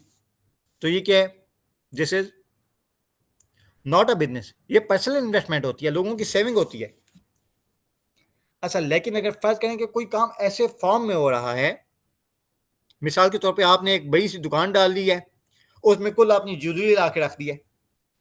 अब ये वाला काम हो रहा है, अभी भी आप इन्वेस्ट कर रहे हैं, गोल्ड से डील कर रहे हैं, लेकिन ये इतना फ्रीक्वेंटली है कि अब आपको उसके लिए ट्रेड लाइसेंस रिक्वायर हो गया, और जब ट्रेड लाइसेंस रिक्वायर हो जाए तो it mean it's a business. अगर अपने नाम पे आप 1 मिलियन दिरहम अगर आप इन एक्टिविटीज से जो बिजनेस नहीं है इनसे 1 मिलियन से ज्यादा भी कमा लें तो कोई मसला नहीं है। लेकिन जब ये चीज बिजनेस की नीचे वाली तीनों चीजें बिजनेस की डेफिनेशन में दाखिल हो जाएं, यानी आप अपने नाम पे आपके लिए ट्रेड लाइसेंस लेना हो मस्ट हो गया है, फिर आपने इंक्लूड करना है कि आपकी इनकम 1 मिलियन बनी है या नहीं। ठीक है।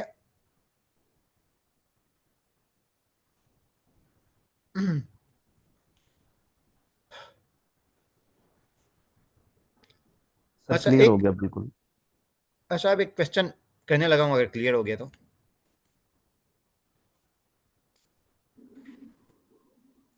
सर जी सर ये आप 1 मिलियन कह रहे हैं, ये सब बिजनेसेस को मिला के या एक से ही 1 मिलियन कह रहे किसको मिला के? हैं? ये अगर 3 कारोबार हैं बंदे के पास, तो वो 3 में से अगर 33 ऐसे करके 1 मिलियन हो जाते हैं। मुदस्सिर, जब भी आप अपने नाम से बिजनेस करते हैं ना, मेरी अगर हाँ 3 कंपनी है, ए LLC, बी LLC, सी LLC, ये तीनों डिफरेंट है। ए हाँ LLC की हाँ इनकम उसकी अपनी है, बी LLC की अपनी है, सी LLC की अपनी है, तब तो बात मुख्तलिफ है। जब भी नेचुरल पर्सन है, आप अपने नाम से बिजनेस कर रहे हैं, अपनी जाती हैसियत से बिजनेस कर रहे हैं, आपके चाहे 3 बिजनेस हो, 4 बिजनेस हैं, जो बिजनेस आप अपने नाम पे कर रहे हैं वो सब आपके हैं। ठीक है। अच्छा, टैक्स टैक्स जो लगे पर हर किसी पे अलग लगेगा? जी नहीं, टैक्स रेट सिंपल है, हम उसको भी डिस्कस करेंगे। पहले ये देख लेना लगता किस पे है, टैक्स रेट बाद में देखते हैं। अच्छा, ये आपके सामने एग्जांपल है। हाँ जी, बताएं ये क्या इस बंदे पे, ये बंदा एक अपने नाम से बिजनेस कर रहा था, इस पे टैक्स लगता है या नहीं? If no from business or business activity exceed. Sir ये 1 मिलियन से एक्सीड कर रहा है तो इसके ऊपर लाजमी लगेगा। नहीं सर, इस पे नहीं लगेगा टैक्स। नहीं सर, नहीं लगेगा। इस पे नहीं लग सकता सर। हाँ, आप सब लोग क्लास में लगेगा सर सर टैक्स, इस क्यों नहीं पे लगेगा? टैक्स नहीं लगता, इस पे टैक्स ये 1 मिलियन से नीचे है, बाकी इसकी जो दूसरी है वो साइड इनकम्स है। Okay, let me explain now. मैंने आपको बताया कि ये वाला बंदा नेचुरल पर्सन है और अपने नाम पे बिजनेस कर रहा है। अगर इसकी उन एक्टिविटीज से इनकम जो बिजनेस से आ रही है, पहली बात तो ये है कि वो पर्सनल इनकम नहीं होनी चाहिए, बिजनेस इनकम होनी चाहिए। वो 1 मिलियन से ज्यादा होगी तो उस पर टैक्स वाले भाई टैक्स लाएंगे, वरना उसको टैक्स वाले भाई बिजनेस में गिनते ही नहीं है। ठीक है, लेकिन पहले चीज आम बंदे के लिए भी तो बिजनेस में आए। अच्छा, सेल ऑफ कार्स बिजनेस है, सेल जी ऑफ सर, ये कार्स बिजनेस है। बिजनेस है। ठीक है, सबके लिए बिजनेस है, ये बिजनेस एक्टिविटी होगी। आगे क्या है? Real estate income from property 3 lakh की है, और इसके पास ट्रेड लाइसेंस नहीं है, इसको ट्रेड लाइसेंस की जरूरत ही नहीं है। सर ये क्या बिजनेस ये? नहीं है सर, ये पर्सनल एक्टिविटी है सर। हाँ जी, सब इससे जो इत्तेफाक भी कर। एक ही बंदे का है ना जी माजिद।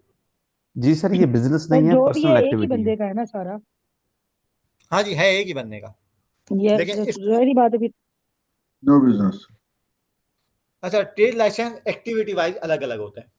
ठीक है, गाड़ियां बेचने के लिए अलग ट्रेड लाइसेंस चाहिए होता है, कंस्ट्रक्शन के लिए अलग चाहिए होता है, हर काम के लिए अलग अलग ट्रेड लाइसेंस चाहिए होता है। सर सेकंड में आपने आपके पास ट्रेड लाइसेंस नहीं है तो it is not a business.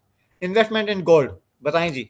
Sir ये भी पर्सनल एक्टिविटी है, इस पे भी सर टैक्स नहीं है, ये एग्जम्प्ट है सर, ये भी अच्छा, बिजनेस इनकम नहीं फ्रॉम है। मार्केटिंग, आप वो सोशल मीडिया मार्केटिंग करते हैं साथ, उससे पैसे कमाते हैं, क्या है ये? सर ये बिजनेस है, बिजनेस एक्टिविटी है sir. Business income. Business activity है और करेंगे टैक्स। इनके 2 बिजनेस हैं, लेकिन अब बात पता है क्या है? आप सिर्फ बिजनेस से आने वाली इनकम को मिलाएं, कितनी इनकम बनी? सर 6 लाख दे रहा हूँ। 60 ठीक है, 60। अगर ये नेचुरल पर्सन है तो ये बिजनेस नहीं, इस पे टैक्स, कॉर्पोरेट टैक्स नहीं लगेगा। ठीक है, 1 मिलियन से नीचे। इधर तक किसी का कोई क्वेश्चन? ओके सर, ठीक है। No okay, sir. मेरे क्वेश्चन से चाहे कोई किसी के सर में दर्द हो, ये आप सब लोगों का राइट है, आपने क्वेश्चन पूछने हैं। ठीक है, ओके। यू शुड स्टे, ठीक है। और आहिस्ता आहिस्ता अच्छे क्वेश्चन जब आया करेंगे आपको मजा आएगा। हाँ, हम थोड़ा सा एक सिस्टम बनाएंगे कि बहुत कट्ठे ना बोला करें, 1 बाय 1 बोले। ओके, अच्छा, यहाँ तक जो हमने अभी तक चीजें पढ़ाई हैं ये वो थी जो लास्ट क्लास में आपको अच्छी तरह से समझ आ जानी चाहिए थी बट नहीं आई, ठीक है। अच्छा, हम ये समझ गए कि एक नेचुरल पर्सन जब भी यूएई में बिजनेस कर रहा है, इन कंडीशन को मीट करता है तो वो क्या है, टैक्स रेजिडेंट। चाहे वो पाकिस्तान में बैठा हो, यूएई में बिजनेस कर रहा है और इनकम इन एक्टिविटीज से आने वाली जिन्हें हम बिजनेस कहते हैं वो 1 मिलियन दिरहम से ज्यादा है, तो वो नेचुरल पर्सन क्या हो गया, सर रेजिडेंट हो गया। टैक्स रेजिडेंट हो गया, टैक्स रेजिडेंट। जी सर, टैक्स रेजिडेंट हो गया। यहां तक टैक्स रेजिडेंट का कॉन्सेप्ट आपको अच्छी तरह से समझ आ गया, ठीक है। यानी आप समझ गए हैं कि कब कब एक बंदा, जी, किसी का कोई क्वेश्चन?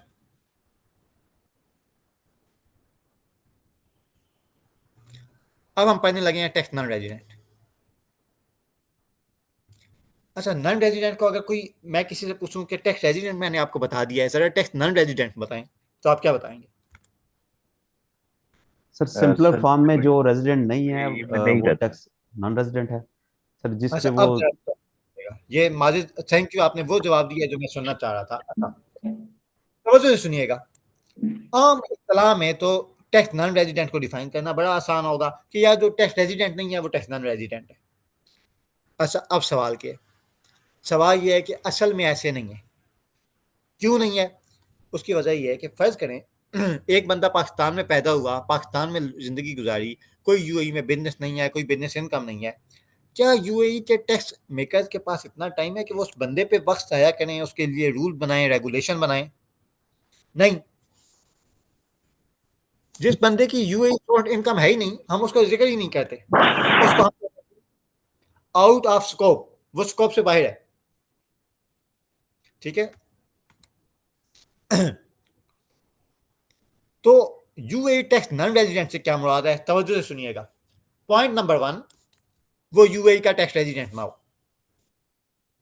पहले ऊपर वाले क्राइटेरिया अप्लाई करके देखनी है कहीं वो टैक्स रेजिडेंट तो नहीं है। अच्छा, अब सवाल यह कि अगर वो टैक्स रेजिडेंट नहीं है, पहली कंडीशन मीट हो गई। सेकंड कंडीशन क्या है, वो टैक्स रेजिडेंट ना होने के बावजूद किसी ना किसी फॉर्म में, किसी ना किसी तल्लुक से, किसी ना किसी वास्ते से यूएई से रेलिवेंट हो, यूएई से रेलिवेंट हो, यूएई के टैक्स से उसका कोई तल्लुक हो। और वो तल्लुक बन सकता है 3 वजूहात की बुनियाद पे। कौन सी 3 वजूहात की बिना पे? ये जो 3 सर वजूहात जिसकी आपकी, इनकम 1 मिलियन से लेस हो। वो मैंने टैक्स रेजिडेंट का बताया था गुलाम मुर्तजा। एक बंदा वो 1 मिलियन से अबव हो और यूएई में बिजनेस कर रहा हो, वो तो टैक्स रेजिडेंट हो गया। पहली कंडीशन ये है कि वो टैक्स रेजिडेंट, जिसकी गुलाम सर जो मुर्तजा सैलरीड पर्सन हो, जिसकी इनकम बेशक जितनी भी हो। नहीं, Ghulam Murtaza let me speak please. अच्छा, पहला क्वेश्चन, यूएई का टैक्स रेजिडेंट नहीं होना चाहिए। सेकंड, इसके बावजूद यूएई के टैक्स से रेलिवेंट होना चाहिए। कैसे रेलिवेंट होगा? आप 3 वजूहात की बिना पर एक शख्स यूएई के टैक्स से रेलिवेंट हो सकता है, यूएई टैक्स नॉन रेजिडेंट हम उसे कहेंगे। क्या ताल्लुक? पहला क्वेश्चन, ये 3 रीजन मैंने आपको बताई हैं। पहली, permanent establishment. Second, derived state source income. Third, has a nexus in UAE. ये 3 चीजें क्या हैं? हम इन सब को तसल्ली से पढ़ते हैं। परमानेंट एस्टेब्लिशमेंट क्या होती है? एक फिक्स प्लेस ऑफ बिजनेस। आप एक ऐसी कंपनी नहीं है जो यूएई में इनकॉर्पोरेट हो, आप एक ऐसी कंपनी भी नहीं है जो यूएई से बाहर इनकॉर्पोरेटेड है लेकिन उसकी कंट्रोल एंड मैनेजमेंट यूएई में है। आप एक ऐसा नेचुरल पर्सन भी नहीं है जो यूएई में बिजनेस कर रहा हो और उसका रेवेन्यू 1 मिलियन से ऊपर हो, लेकिन आपके पास कोई यूएई में फिक्स्ड प्लेस ऑफ बिजनेस है, कोई ऑफिस है, कोई वेयर हाउस है, ठीक है। पाकिस्तान में कोई कंपनी है, उसने यूएई में वेयर हाउस लिया हुआ है, या स्ट्रेट सोर्स इनकम डिराइव कर रही हो। यूएई से स्ट्रेट सोर्स इनकम कैसे डिराइव हो सकती है? यूएई में कोई चीज एक्सपोर्ट की जा रही हो पाकिस्तान से, ठीक है, या it has a nexus in UAE. Nexus से क्या मुराद है? Immovable property. इन तीनों को हम जरा तसल्ली से देखते हैं, लेकिन हम स्टार्ट करेंगे आखिरी से। आखिर में क्या लिखा हुआ है? Has a nexus in UAE. Nexus को हम पहले डिटेल में पढ़ते हैं, फिर बाकियों को भी इंशाल्लाह ताला बारी बारी तसल्ली से पढ़ेंगे। नेक्सस, अच्छा ये जो टर्म आपको नजर आ रही है नेक्सस, ये नेक्सस जो है इसका मतलब होता है कोई अटैचमेंट, ठीक है। अच्छा और यूएई में फर्दर बताया गया कि नेक्सस से मुराद क्या है? Immovable property. क्या मुराद है? Immovable property. अगर एक जुरिडिकल पर्सन की पाकिस्तानी कंपनी है, यूएई में इनकॉर्पोरेटेड नहीं है, उसका कंट्रोल एंड मैनेजमेंट भी यूएई में नहीं है, लेकिन उसने यूएई में कोई इमूवेबल प्रॉपर्टी ले ली है, अब ऐसी कंपनी को हम क्या कहेंगे? वो क्या है यूएई की? Sir tax non non resident. जी सर। रेजिडेंट। अच्छा मैं ये ज़रा नीचे से कुछ मजीद क्वेश्चन पूछना चाहूँगा, जो काफ़ी सारे पार्टिसिपेंट्स हैं ना वो नज़र ही नहीं आते, पता नहीं क्या रीज़न है।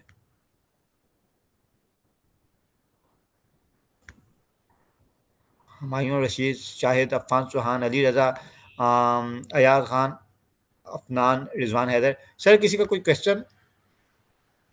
नहीं है sir no sir, question. Very much clear sir. No sir, no sir. No sir. Okay. अच्छा अब जब मैंने इमूवेबल प्रॉपर्टी का जिक्र किया, मैंने कहा कि मुझे एक बात बताएं, अगर कोई नेचुरल पर्सन हो, उसने यूएई में प्रॉपर्टी ली हो, हम उसे बिजनेस मानते हैं? नहीं सर, उसे नहीं मानते। आपने नीचे वैसे लिखा भी हुआ है, natural person will not be considered, ठीक है। कि अच्छा उसका टैक्स ताल्लुक ही नहीं है रेजिडेंट इससे।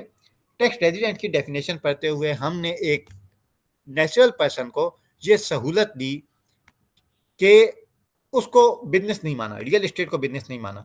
अब जब हम टैक्स नॉन रेजिडेंट को पढ़ने लगे हैं, यहाँ पे नेक्सस का वर्ड इस्तेमाल हो गया और हमें बताया गया कि नेक्सस से मुराद क्या है? Immovable property. लेकिन चूंकि ये सहूलत रेजिडेंट के वक्त एक नेशनल पर्सन को दी गई, तो नॉन रेजिडेंट के वक्त भी हक था कि नेशनल पर्सन को ये सहूलत दी जाए कि वो सिर्फ प्रॉपर्टी लेने की वजह से रेजिडेंट नॉन रेजिडेंट नहीं बनता, उसका कोई तल्लुक नहीं बनता, ठीक है। अच्छा आप सवाल के, आपने सुना होगा बड़े बड़े पाकिस्तानी पॉलिटिशियन और बड़े बड़े लोग हैं, उन्होंने यूएई में, दुबई में प्रॉपर्टी ली हुई है, ठीक है। वो चूंकि नेचुरल पर्सन है, उन्होंने जब दुबई में प्रॉपर्टी ली, वो रेजिडेंट, वो टैक्स नॉन रेजिडेंट भी नहीं बने, वो क्या हैं? वो क्या हैं? आउट ऑफ स्कोप, लेना देना ही नहीं है, बयान उसका जिक्र ही कोई नहीं। सर वो एफटीए के एम्बेट में नहीं आते। वो एफटीए इसके इज नॉट एम्बिट भी नहीं कंसिडर्ड। आते, ठीक है। जी सर। हाँ अच्छा, लेकिन अगर कोई जुरिडिकल पर्सन ले ले, कोई कंपनी ले ले, पाकिस्तानी कंपनी, वो प्रॉपर्टी ले ले यूएई में इमूवेबल प्रॉपर्टी, तो वो टैक्स नॉन रेजिडेंट पर्सन कहलाएगी। अच्छा हसन बिलाल अवेलेबल होंगे प्लीज सर? जी सर, अवेलेबल हूँ सर, अवेलेबल हूँ। अच्छा सुन रहा हूँ हसन, मैं। एक क्वेश्चन है थोड़ा ट्रिकी सा, प्लीज बताइएगा। पाकिस्तान में एक कंपनी है एबीसी प्राइवेट लिमिटेड, जी एबीसी प्राइवेट लिमिटेड, उसका कंट्रोल एंड मैनेजमेंट है दुबई में, यूएई में, ठीक है। जी जी उसने यूएई में प्रॉपर्टी ले ली, क्या वो यूएई की जी। टैक्स नॉन रेजिडेंट बनेगी? क्योंकि सर वो टैक्स तो नहीं देगी, मेरे ख्याल से नॉन रेजिडेंट से होगी। सर मैं नहीं आंसर सर, कर नहीं सकता हूँ बनेगी। इसको।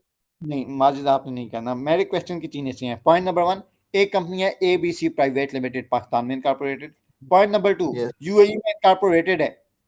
पॉइंट एंड नंबर और 3, मैनेजमेंट। प्रॉपर्टी ले ली, उसका क्या स्टेटस है? सर मेरे ख्याल से तो रेजिडेंशियल होगी, रेजिडेंशियल होगी। सर वो एक नेक्सस बन जाएगा, वो नॉन रेजिडेंट होगी क्योंकि टैक्स बन जाएगा उसका। क्योंकि उसकी मैनेजमेंट सारी उधर है, तो वो एक आइडेंटिटी इसी बिना पे कहलाएगी। मैंने आपको टैक्स नॉन रेजिडेंट पढ़ाते हुए पढ़ाया कि पहली कंडीशन वो टैक्स रेजिडेंट नहीं होनी चाहिए, सेकंड कंडीशन टैक्स रेजिडेंट ना होने के बावजूद उसका यूएई से कोई ना कोई तल्लुक होना चाहिए। आपने ओ पहली कंडीशन की बात नहीं की। पहली कंडीशन क्या है? वो टैक्स रेजिडेंट ना हो। अगर उसका कंट्रोल एंड मैनेजमेंट यूएई में है, फैसला करने वाले दुबई में बैठे हैं, तो वो तो टैक्स रेजिडेंट बन गई। जी यस सर, ठीक है, जी जी, तो पहला ओके ये चीज सर, देखिए। अब मुझे बताइए, हसन बिलाल मलिक, आप पाकिस्तान में रहते हैं, आप दुबई में कोई बिजनेस नहीं कर रहे, आपने एक प्रॉपर्टी ले ली दुबई में, जी क्या आप क्या आपका क्या स्टेटस होगा? Sir, out of scope residence, हो जाएगा। क्या होगा? इरेलीवेंट, इरेलीवेंट रेजिडेंस सर, ठीक है, out of scope.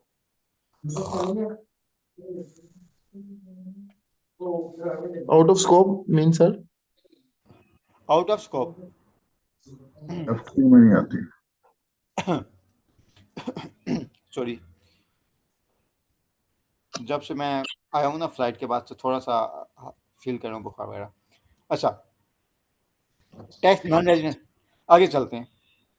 Derived state source income है, नेक्सस को आप समझ गए, सर ठीक है। काइंडली काइंडली सर सिर्फ काइंडली ये बस क्लियर एक दफा ये बता दीजिएगा कि सर आउट ऑफ जो सोर्स है उसमें क्या वो रेजिडेंस है कि नहीं है? इसमें आउट ऑफ स्कोप में, आउट ऑफ स्कोप कोई रेजिडेंट नहीं है, ना वो टैक्स रेजिडेंट है, ना वो टैक्स नॉन रेजिडेंट है। टैक्स रेजिडेंट का मैंने आपको क्या बताया, उसने वर्ल्ड वाइड इनकम पे यूएई में टैक्स देना है, और जी टैक्स नॉन रेजिडेंट ने सिर्फ यूएई सोर्स इनकम पे टैक्स देना है।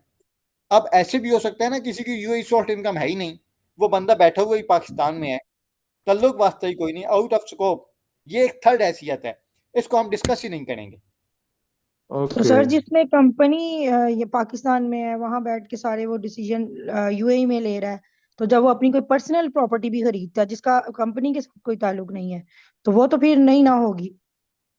नहीं, देखें, वो क्या होगी? वो तो फिर उसका तो टैक्स रेजिडेंट से कोई ताल्लुक नहीं ना होगा, क्योंकि वो तो उसकी पर्सनल प्रॉपर्टी है, वो वहां पे पर्सनल अगर वो प्रॉपर्टी, ले रहा है। कोई ताल्लुक नहीं है, बिल्कुल। हाँ, जी। ठीक है, ओके सर काइंडली सिर्फ तो एक इससे वो कोई क्वेश्चन टैक्स छोटा पे सा क्लियर करेगा उस कीजिएगा पे? सर। एक मिनट, ये क्वेश्चन एक कहना था किसी ने। सर सर काइंडली वो एक उस छोटी पे, सी चीज क्लियर कर दीजिए। जी माजिद, सर मैं पूछना चाह रहा हूँ कि ये नेक्सिस का ताल्लुक सिर्फ इमूवेबल प्रॉपर्टी से है या कोई और सोर्स भी है नेक्सिस के लिए? सिर्फ इमूवेबल प्रॉपर्टी है सर। थैंक यू सर, बस सर क्लियर हो गया। जी थैंक यू सर। नादिया, आप जी मैं ये कहना चाह रही थी कि उस पे तो वो टैक्स जो प्रॉपर्टी उसने वहां पे ली है, उस पे तो जाहिर बात है रियल एस्टेट पे कोई भी टैक्स नहीं है, तो वो फिर नहीं देगा ना उस पे टैक्स। जी बिल्कुल, अगर अपने नाम पे है, तो कोई टैक्स नहीं है, लेकिन अगर जी वो जी, कंपनी अगर की कंपनी के नाम, जी बिल जी, फिर टैक्स, ठीक है। फिर टैक्स देगा वो। ठीक है। वो मैंने आपको बताया ना कि ये कंडीशन हम नेचुरल जी पर्सन के केस में देखते हैं, ठीक है। अच्छा, ये नेक्सस के जी इन्होंने जी। क्वेश्चन कि नेक्सस से क्या मुराद है, क्या नेक्सस से मुराद सिर्फ इमूवेबल प्रॉपर्टी है? जी। अच्छा, ये हुआ पता है क्या था? मैं आपको फेडरल डिक्री का बता चुका हूँ, federal decree, cabinet decision, ministerial decision. नहीं सर, नो, ये नहीं आपने नो बताया सर, सर। पता नहीं आपने यस कहा है कि नो कहा है, दो तीन आवाजें आई हैं, मुझे समझ सर नहीं नहीं नो रही। नहीं सर, बताया, नहीं बताया सर, नो आपने सर, कहा नेक्सिस से स्टार्ट करते हैं हम। अच्छा, नहीं नहीं, तो फिर फेडरल इसका अभी नहीं बताया। फेडरल डिग्री ला के लास्ट क्लास में जिक्र नहीं हुआ। नहीं नहीं सर, सर, नहीं नहीं हुआ, जिक्र हुआ। नहीं सर, सर कल हुआ था डिग्री का, हुआ था तो बताया था डिग्रियां सर ने। नहीं थी। दोबारा कर देते हैं, ये बड़ा इंपॉर्टेंट है, ठीक है। देखें, यूएई में, थोड़ा सा सुनिए, यूएई में एक चीज होती है, बॉडी होती है, जिसे हम कहते हैं फेडरल डिग्री। पाकिस्तान में तो आपने वो एक इनकम टैक्स पढ़ा हुआ है ना, उसमें आ गया सब। यूएई में एक लॉ, सबसे पहले जो लॉ बनता है, कानून, वो क्या होता है? नेक्सस, वो होता है, sorry, federal degree. Federal degree, federal degree law number 47 है, कारपोरेट टैक्स। ये कौन इशू करता है?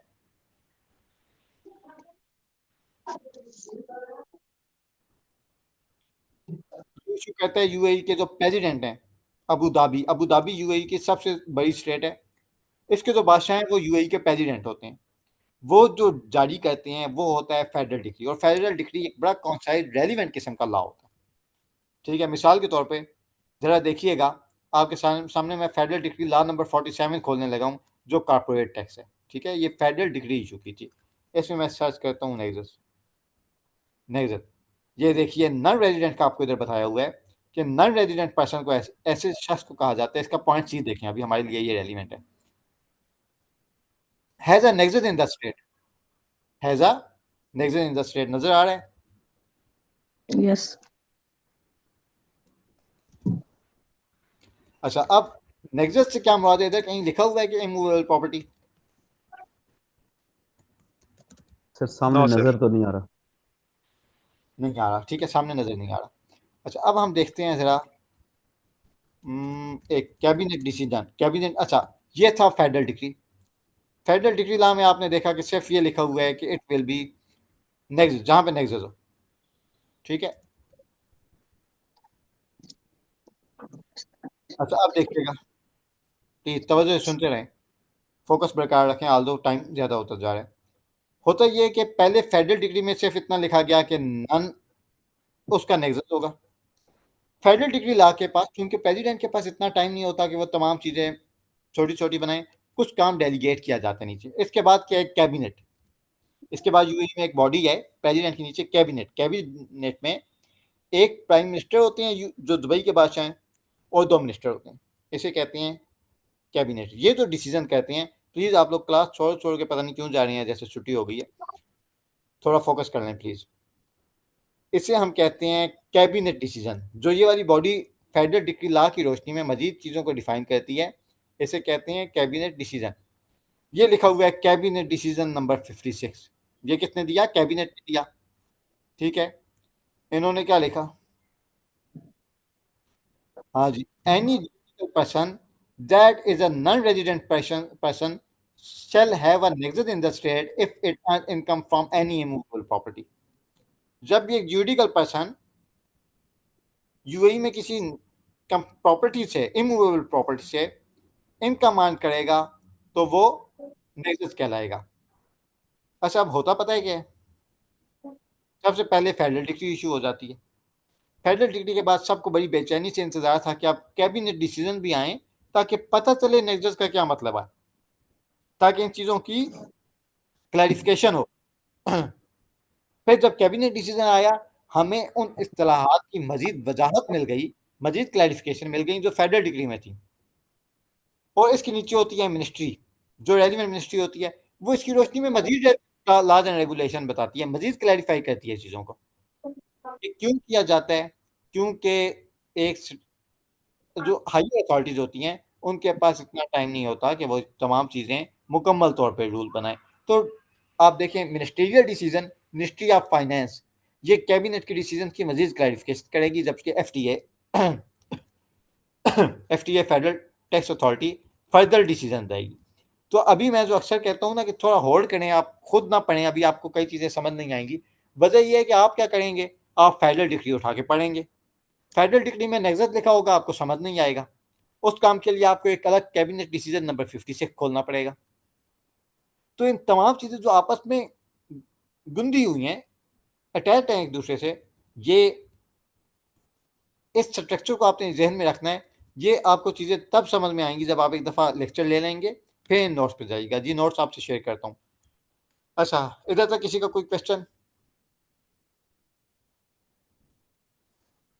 सर इसके इसमें बाद अस्सलाम वालेकुम सर। वालेकुम अस्सलाम जी। सर इसमें एक चीज़ ऐड ऑन हुई है जो भी आपने बताया, वो ये है कि एक नॉन रेजिडेंट पर्सन जो है उसकी प्रॉपर्टी हो और उस प्रॉपर्टी से वो इनकम भी जनरेट कर रहा हो, तब उसको नॉन रेजिडेंट हम पर्सन डिक्लेयर करेंगे। पहले सिर्फ हैज़ एन इमूवेबल प्रॉपर्टी तक आई थी, तो हम इसमें ऐड कर लें कि प्रॉपर्टी हो और उससे इनकम भी जनरेट हो रही हो। जुरिडिकल पर्सन, बिल्कुल, ये आप ऐड करें। ठीक है सर, थैंक यू। लेकिन ये ऑलमोस्ट हमेशा ही होगा। द रीजन बीइंग, प्रॉपर्टी की कम से कम एप्रिसिएशन हो रही होती है, वैल्यू बढ़ ठीक है रही सर, होती ठीक होगा सर। है। ठीक है जी, बताएं, समझ आ रही है अभी तक? आज जी जो मैंने सर। आपको चीज़ें बताई, इसमें से ज़्यादातर चीज़ें हमने पहले लेक्चर में भी की थी, लेकिन थोड़ा तो मैं था जल्दी में, मेरी फ्लाइट थी, तो डेफिनेटली कुछ चीज़ें मैं आपको तसल्ली से नहीं पढ़ा सका। तो कुछ आपकी अंडरस्टैंडिंग में कुछ स्टूडेंट्स की फ़र्क रह गया था, तो मैंने इन टॉपिक को दोबारा हमने किया रिपीट, और कुछ हम थोड़ा सा आगे लेके गए हैं। कल हम एक बड़ा इंपॉर्टेंट टॉपिक परमानेंट एस्टेब्लिशमेंट और नेक्सस पढ़ेंगे नेक्स्ट क्लास में इंशाल्लाह, और फिर हम कॉर्पोरेट टैक्स रजिस्ट्रेशन पे आएंगे, ठीक है। तो हमारे नेक्स्ट 4 लेक्चर में कॉर्पोरेट टैक्स रजिस्ट्रेशन कंप्लीट हो जाएगा, फिर हम बैट पढ़ेंगे एंड देन एक्साइज और कंपनी सेटअप पढ़ेंगे इंशाल्लाह ताला। सुनाएं कैसे चल रहा है सब काम वगैरह? सर अल्लाह का शुक्र है सर। ये टोटल हमारे 42 लेक्चर्स होंगे, कितने होंगे सर टोटल? ये 4 महीने का ना? 32 लेक्चर्स। देखिए, अब नंबर इस तरह से नंबर आप डेट तो नहीं याद, लेकिन 2.5 मंथ। Okay, 2.5 month sir. ठीक जी ठीक ठीक ठीक। तो सर आपका जी सर, नंबर आपसे मिलेगा या मैनेजमेंट से मिलेगा सर? मैंने नहीं तो मैं मेंशन कर देता हूँ, मुझे कोई ऐसा मसला नहीं है, ये मैं आपको सर आप चैट में लिख। सर जी आप फैसल, काइंडली अगर मेंशन कर दें। फैसल कहना चाहते हैं कुछ? जी सर, मेरा एक क्वेश्चन है सर। सर जी बेसिकली जैसे पाकिस्तान में हम फाइलिंग करते हैं नॉर्मली लास्ट मंथ्स में कर रहे होते हैं, जैसे जून में किया, फिर 2-3 मंथ्स की एक्सटेंशन होगी तो सितंबर तक कर दिया। तो क्या इसी तरह जो हमारे पास यूएई की भी टैक्सेशन का जितना भी काम आ रहा होगा, तो क्या वो भी कोई मतलब लास्ट 1-2 महीनों में ही ज़्यादा काम होगा और बाकी 9-10 महीनों में काम कम होगा, या वो एक सीक्वेंस में ही चलेगा, एक प्रॉपर एक वे में चलेगा? अच्छा, यूएई में कंपनीज हम आगे पढ़ेंगे इंशाल्लाह ताला, देखेंगे तो बड़े आपको अजीब सा लगेगा कि यूएई में जरूरी नहीं है, एक डेट नहीं है, ऐसा नहीं है कि सब कंपनी ने 30 सितंबर तक रजिस्ट्रेशन करनी है या रिटर्न फाइल करनी है, सब डेट डिफरेंट है। ठीक है, किस तरह से किसी कंपनी की सितंबर में बन रही होगी, किसी की दिसंबर में बन रही होगी, और किसी की अप्रैल में बन रही होगी, तो ये काम चलेगा। हाँ, एक्सटेंशन नहीं होगी, ठीक है, गैर जरूरी एक्सटेंशन नहीं दी जाती। सर इस वाले से मैं एक चीज़ शेयर करना चाह रहा हूँ। सर मेरा बेसिक पर्पज़ इस कोर्स का ये था कि मैं पाकिस्तान में बैठ के क्या ये सर्विसेज प्रोवाइड कर सकता हूँ। मैंने अपने इंट्रोडक्शन में बताया था सर ओरिएंटल क्रॉस में कि मैं एडवोकेट हूँ बाय प्रोफेशन और टैक्स कंसल्टेंट भी हूँ, और तकरीबन 5 साल से टैक्स कंसल्टेंसी की सर्विसेज यहाँ दे रहा हूँ सर। तो क्या ये मैं यहाँ पे बैठ के यूएई के क्लाइंट्स को डील कर सकूंगा पाकिस्तान में, या मुझे यूएई में लाजमी आना पड़ेगा, या आपसे हमें इस हवाले से कोई हेल्प मिल सकेगी कि आपके साथ हम कोई कोलैबोरेशन करके कर सकें फ्यूचर में इसको? इस काम के लिए मैं इस इंस्टीट्यूट के प्लेटफॉर्म पे तो मैं ये बात नहीं करूँगा। हाँ, कोलेबोरेशन होती है डेफिनेटली, क्योंकि मैं खुद एक बिजनेस पर्सन हूँ। अल्हम्दुलिल्लाह दुबई में 3 कंपनी खोल के बैठा हुआ हूँ, तो उस पे भी मैं काम करता हूँ डिफरेंट के साथ। लेकिन मैं ये होता है कि सिर्फ जो पाकिस्तान में अच्छी फर्म्स हैं, बड़े बिजनेसेस हैं, उनके साथ कोलेबोरेट करता हूँ। जी तारिक। सर काइंडली ये आपका नंबर देना, ये दोबारा शेयर कर देंगे सर काइंडली। आपका जो नंबर वो कुछ सेकंड के लिए आया था, फिर रिमूव हो गया सर आपका नंबर। अच्छा, नहीं, ये आप मैनेजमेंट से ले लें, ठीक है। जी सर, जी सर। Anyone else? अच्छा सर, मैंने ये फैसल? क्वेश्चन पूछना था। आप ये मतलब कुछ फर्म्स के लिए आप मैं करता हूँ, मतलब समझ नहीं है क्या, मतलब आप कहना क्या चाह रहे हैं? देखें, अब अगर कोई फ्रीलांसर आके कहेगा कि देखें, इस बात पे हम थोड़ा प्राइवेटली डिस्कशन करते रहेंगे इन फ्यूचर। अपनी कोलेबोरेशन या अपनी फर्म की स्पेसिफिक मार्केटिंग में इस प्लेटफॉर्म से इतनी नहीं कहता। उसकी वजह ये है कि मेरा काम है इस वक्त पढ़ाना। हाँ, डेफिनेटली जो अच्छी फर्म्स होती हैं जो पाकिस्तान में, आप फ्रीलांसर जो होते हैं ना, उसमें मुझे एक रिस्क होता है कि वो पता नहीं कब तक साथ चले। अगर किसी का पाकिस्तान में एक एस्टेब्लिश होता है, बिजनेस होता है, उसके साथ हम पर्सनल लेवल पे कोलेबोरेशन करते हैं, बट ये वाली चीज़ें इंशाल्लाह ताला आपसे पर्सनली डिस्कस होती रहेंगी। मेरे बिजनेस के अलावा आपको अगर कोई गाइड चाहिए तो डेफिनेटली बिजनेस कोलेबोरेशन हम सेपरेटली डिस्कस कर सकते हैं। आमिर बेग, कुछ कहना चाहेंगे?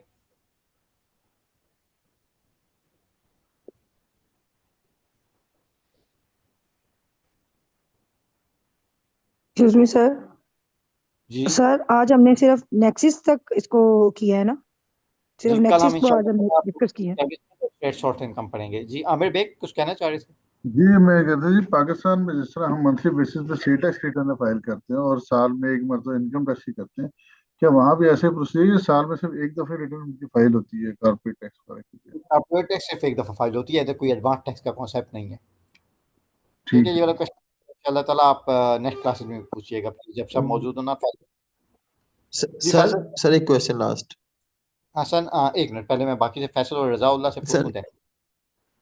अच्छा अच्छा, सर, अगर किसी ने क्लास लीव करनी है तो इट्स ओके, लीव कर दे। हमारा जी फैसल क्या कह रहे थे? सर मेरा एक और छोटा सा क्वेश्चन था। लाइक मेरा ये प्लान था कि ये कोर्स लेने के बाद मैं अगर यूएई में आता हूँ, प्रॉपर अपनी कंसल्टेंसी वगैरह स्टार्ट करता हूँ, तो जैसे इस वक्त डिफरेंट किस्म के इश्यूज हैं हमारे पाकिस्तान के विजिट वीज़ास के, फर्दर और भी कुछ यूएई के इशू चल रहे हैं। तो क्या ये जो बिजनेस वीज़ा या इन्वेस्टर वीज़ा जो भी कंसल्टेंसी के लिए मुझे रिक्वायर्ड होगा, वो इजीली मिल रहा है पाकिस्तानियों को, या उसमें भी कुछ प्रॉब्लम्स आ रही हैं? कुछ प्रॉब्लम है भी तो ओपन हो जाएंगी इंशाल्लाह ताला, ठीक है, कुछ कंडीशन के साथ। थोड़ा सा वेट करें। अस्सलाम वालेकुम सर। वालेकुम सलाम। रज़ाउल्लाह से मैं क्वेश्चन ले लूँ Majid. Sure Razaullah sir, sure. Razaullah बात कर रहा हूँ सर। जी। सर मेरा एक क्वेश्चन छोटा सा है कि सर जिस तरह हमने जो अकाउंट क्रिएट किया है पोर्टल के ऊपर, तो जी। ऐसा कोई और वेब पोर्टल है जहाँ पे हम बैंक का कोई अकाउंट क्रिएट कर सकते हैं पाकिस्तान में बैठ के, दुबई का? और क्या नहीं, अगर ऐसा है नॉन तो रेजिडेंट ये जो जी, ऐसा नहीं नॉन रेजिडेंट बैंक अकाउंट बड़ा मुश्किल से खुलता है जब तकरीबन आपने 50 मिलियन दरम रखते हो बैंक अकाउंट में। और सर लास्ट वन क्वेश्चन है कि जिस तरह यूएसए टैक्सेशन में होता है कि जी। पाकिस्तान में तो इस तरह से है कि हमने अपनी रिटर्न फाइल करवानी है तो हम अपना एनटीएन नंबर लेंगे और एफबीआर की वेबसाइट पे जाकर अपनी रिटर्न फाइल कर देंगे। लेकिन यूएसए में अगर आपने रिटर्न फाइल करवानी है तो आपको एक थर्ड पार्टी ऐप सब्सक्राइब करनी होगी, उसके अंदर से वो रिटर्न फाइल होगी, ये थर्ड पार्टी एप्लीकेशन होती है। तो क्या यूएई में इधर भी इस तरह थर्ड पार्टी एप्लीकेशन के जरिए ही रिटर्न फाइल होती है या नहीं, डायरेक्ट आप जो खुद है? अपने घर में बैठ के कर सकते हैं, कोई मसला नहीं है, ठीक है? ठीक है अच्छा, लॉज एंड रेगुलेशन आपको बताऊँगा सारे साथ-साथ इंशाअल्लाह ताला के यूएई में कौन-कौन से टैक्स लॉज हैं, ठीक है? अस्सलाम एंड वालेकुम अगर सर। सर मैं 2 बातें करना चाह रहा था काइंडली। सर एक तो काइंडली ये बताइएगा कि अगर आपको हम मैसेज करना चाहें तो किस वक़्त आप कंफर्टेबल होते हैं, आपको मैसेज छोड़ दें या कैसे आपसे कॉन्टैक्ट किया जा सकेगा? और व्हाट्सएप पे सर मैसेज ड्रॉप करें, मैं फ्री हो ही के रिप्लाई करूँगा और फ्री होना बड़ी ठीक तसल्ली से होता हूँ मैं। Thank you sir. सर दूसरा ये एक आप कह लें इसको एक मशवरा है दोस्तों के लिए। फैसल शहजाद भाई और रज़ाउल्लाह ब्रदर ने भी बात की, तो आप ब्रदर्स के लिए है कि हम सब जो कंसल्टेंसी की फील्ड के हैं, अगर हम आपस में कोई कोलैबोरेशन बना लें तो वो भी हेल्पफुल रहेगा सारों के लिए। उसका भी अगर आप लोगों को अच्छा लगे तो ये काइंडली टच कर सकते हैं। हाँ, हम ना माजिद मेरा नाम है मेरा। माजिद कंसल्टेंट्स के लिए सेपरेट व्हाट्सएप ग्रुप मौजूद हैं, फ्रीलांसर्स एंड कंसल्टेंट्स के लिए सेपरेट ग्रुप मौजूद है और उसमें हम टाइम टू टाइम वेबिनार वगैरह में डिस्कस भी करते रहते हैं चीज़ों को। Thank you sir, thank you, मेहरबानी सर। ठीक है? और कंसल्टेंट्स तकरीबन मेरे पास ऑलरेडी 500 से ज़्यादा मौजूद हैं। एक और ग्रुप मेरा उन लोगों के लिए है जो गल्फ में जॉब ढूँढने के लिए आना चाहते हैं। उसमें वो तकरीबन कहता है हर ये उसके लिए ही है, आपके लिए है। आप जी, खा के सो जाएगी तो ये सुकून में रहेगा। सॉरी जावेद? मैं लूडो खेलता बेटा, मेरे नाल गाल ना करो। Okay, okay. Okay okay.